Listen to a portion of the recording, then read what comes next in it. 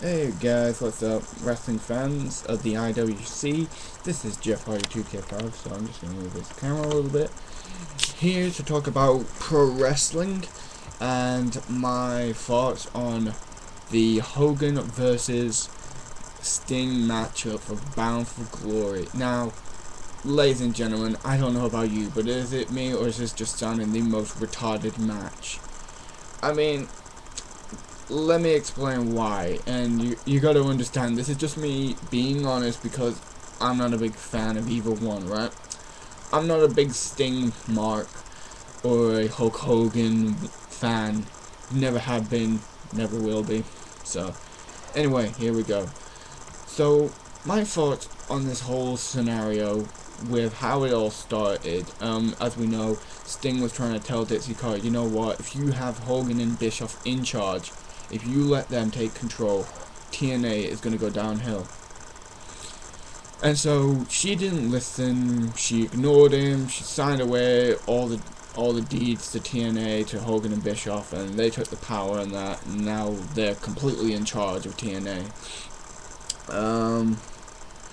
Basically, they basically got all the power that they wanted in TNA. So they can do whatever the fuck they want. So they're running TNA, and now Sting later on left. He said, you know what, how about he was suspended. He said, how about I make it indefinite? So he left because he said he didn't want to be a part of that because it happened in WCW. He didn't want to be a part of that again. Because if you all remember WCW, Eric Bischoff and Hulk Hogan and the NWO pretty much ran WCW. It was like, if you're not part of the NWO, you're not anything more than just the wrestlers who are meant to keep your mouth shut and just wrestle. So basically he comes back and he says, I'm doing this for TNA, I'm doing this for the company, I'm doing this because TNA, I want to get out, I want to stop the bullshit that's happening, basically. I want to stop all the BS that's going on with the guys with everything that's going on.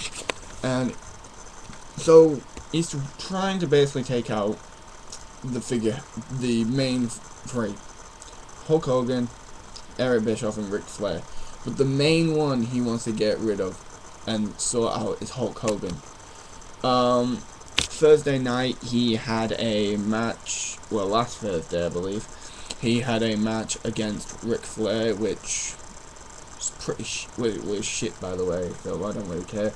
But he beat him, no surprise, to face Hulk Hogan one-on-one, which he will do at Bound for Glory.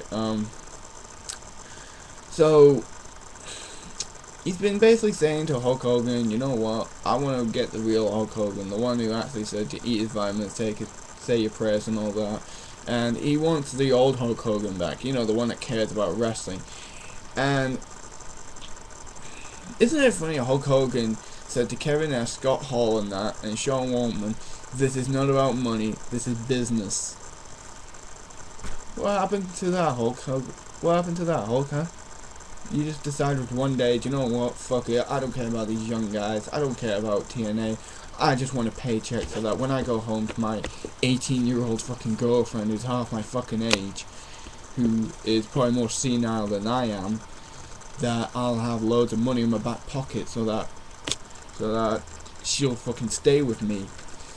It must be hard to pay a fucking 20-something or an 18-something-year-old to stay with your Hulk. And as for you, Eric Bischoff, how much did you have to spend to get Tracy Brooks to fucking flirt with you and act like she fucking cared about you? I mean, if you got grey hair, I can't imagine what it's like down there, if you know what I'm saying. And I don't even want to think about that, and I don't want you guys to think about that. Sorry that if I put that image in your head. But basically, Sting and Hulk Hogan are gonna finally lock horns, and basically a lot of people are talking about it. But the one thing I'm really wanting to know is the big World Heavyweight Championship match. and how good, and if it's going to be good or not. Because you got Kurt Angle versus Bobby Roode. Now Kurt Angle has made one solemn vow that he's going to take out every young TNA guy in TNA, and it's basically he's basically a machine right now. Kurt Angle is just being taking out guys like he's taken out Crimson. Well, actually that was Samoa Joe who took out Crimson, sorry. Kurt Angle's just been taking out guys left, right and centre, and just honestly just fucking just beating the shit out of guys, you know. And he's basically got Bobby Roode to face every member of Immortal. And he said to everyone, should the powers be see that you lay down for Bobby Roode, then you'll go down in the rankings. Or should you beat him, then maybe when I win my world title, you'll be next in line for a title shot. So it's either beat Bobby Roode and move down in the world title rankings, or beat Bobby Roode and go up a bit more, or lay down for Bobby Roode so that he can go on to the world title match a bit more fresher and go down in the rankings. Sorry, I got a bit confused there. So he had a good match with Kaz. I think they really had a good match, those two. I really do. I think, yeah, it was a good match. I was okay with it. You know what I mean? Nothing bad to say. They really went. I think they did well. It's gonna be. I think they should keep the whole Bobby Roode and James Storm match for last. Like, here are the two tag team partners, you know, and it's like, right, so which one of them's gonna win in that? And it's gonna be like, okay, which one of these two is gonna win? And I say they let them go out and they let them just tear the fucking house down. Just go, you know what, you two, we want you to go all out and tear the fucking house down. We want you two to just literally put your bodies out there and show why wrestling matters. You know? What the title says, TNA. Anyway. But yeah. I think I'm looking forward to seeing that match. I'm definitely looking forward to seeing the match between the two. I mean, if it's anything like the Bully Ray and Bobby Roode match, which I can't deny was a pretty good match. It was pretty solid. I mean, Bobby Roode really took some chops off Bully Ray, and like his chest was bleeding and that. I think if he can do that, like if he can have the same match sort of like that against Kurt Angle or better, then I think it's really going to be a good Bound for Glory. I think the whole card needs to be good.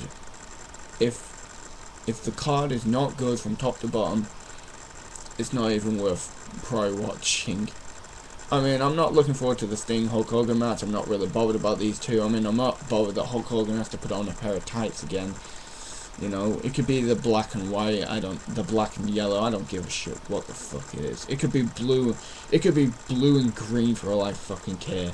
But I don't really honestly like Hulk Hogan, so it doesn't mean shit to me.